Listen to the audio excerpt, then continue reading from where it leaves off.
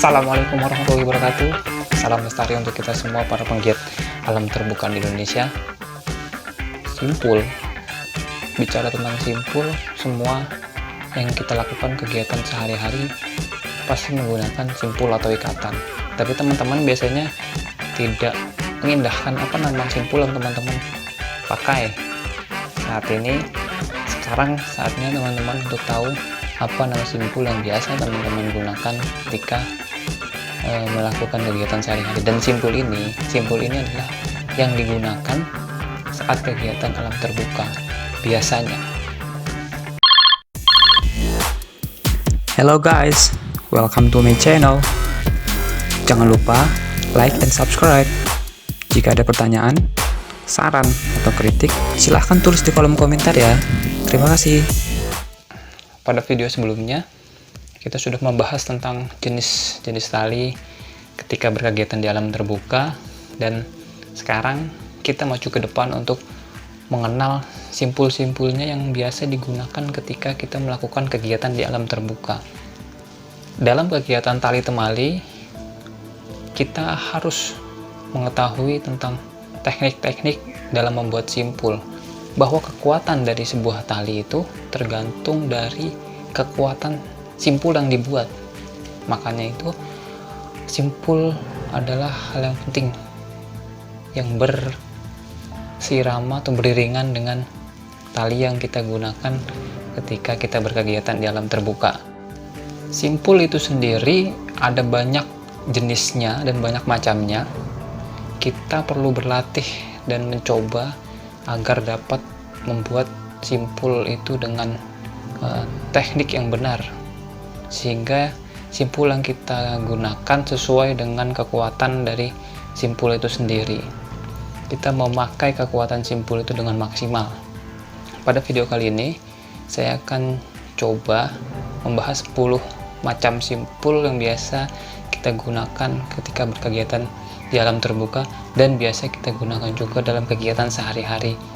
Apa sih simpul yang biasa kita gunakan dalam kegiatan sehari-hari? Contohnya kita bisa mengikat tali sepatu. Kita mengikat tali sepatu biasanya menggunakan simpul, bukan?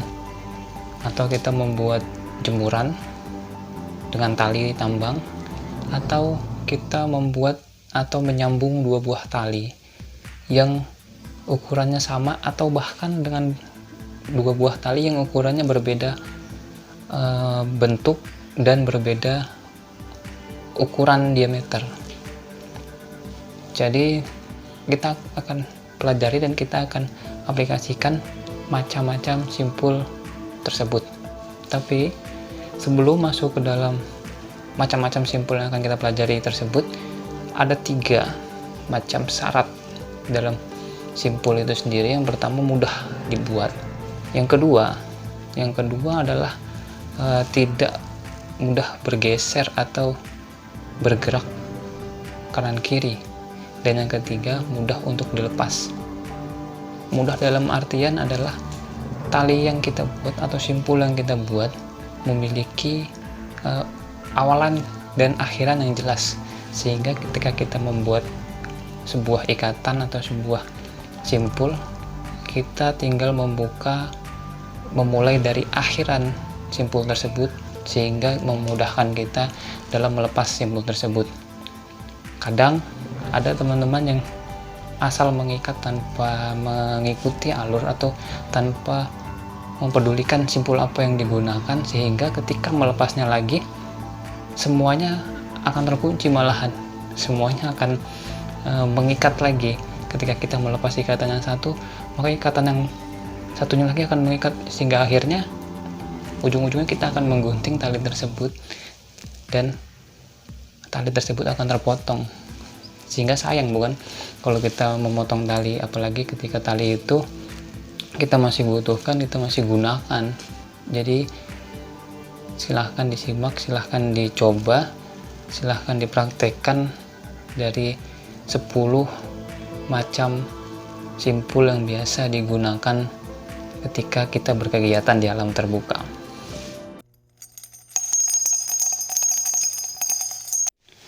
Yang pertama ini adalah overhand. Overhand ini adalah simpul paling dasar atau simpul awalan.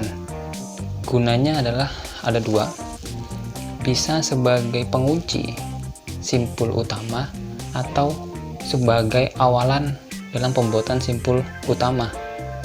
Simpul overhand bisa digunakan.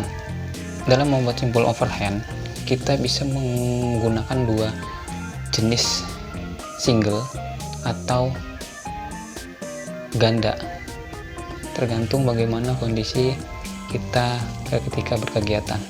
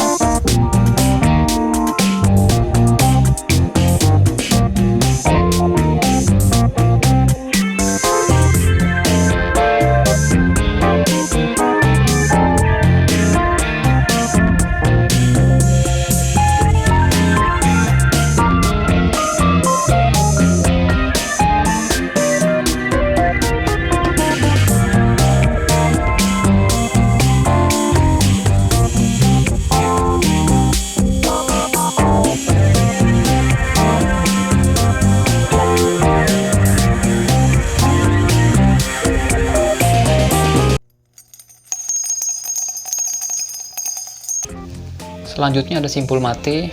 Simpul mati ini adalah kegunaannya untuk menyambung dua buah tali yang ukurannya sama besar dan ukuran diameternya sama besar,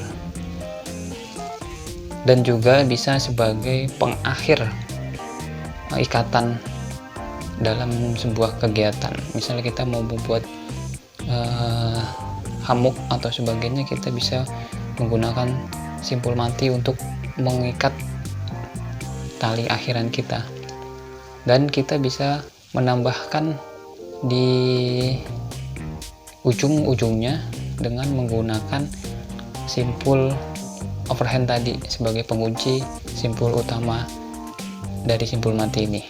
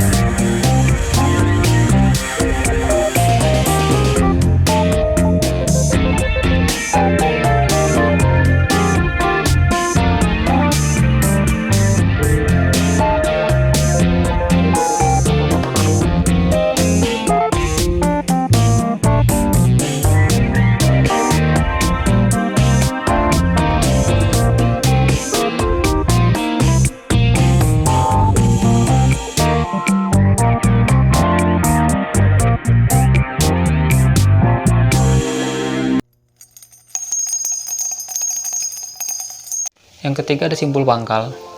Simpul pangkal ini biasa digunakan sebagai penambatan dalam pemanjatan. Bisa juga sebagai ujung tali dalam pengikatan tiang, sehingga kita bisa menarik ini bisa jadi tiang buat ditaruh di tiang, sehingga kita memiliki dua jalur untuk mengikat, menjadikan tali ini sebagai pasak. dalam tenda-tenda kita atau dalam terpal yang akan kita buat.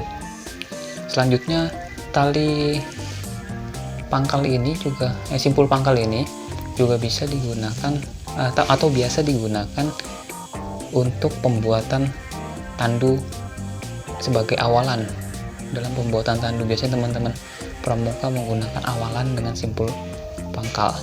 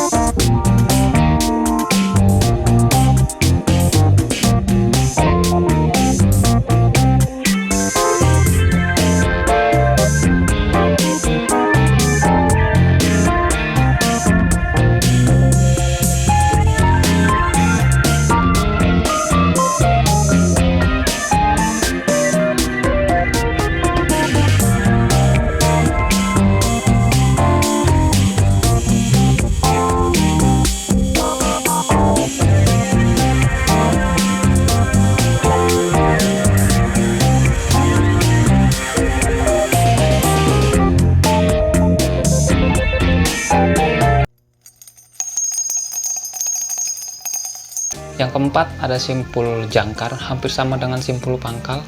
Kalau simpul pangkal tadi adalah kedua tali ini bersilangan. Kalau simpul jangkar menjadi sejajar.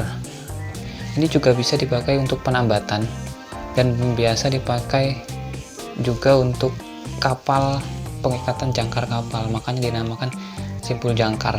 Dan simpul jangkar tersebut ini juga sama dengan simpul pangkal, dipakai dalam pembuatan tandu. Ketika awalannya dengan menggunakan simpul pangkal, maka setelahnya untuk zigzag di bagian persilangan antara tiang tongkat dengan tongkat itu biasanya menggunakan simpul jangkar.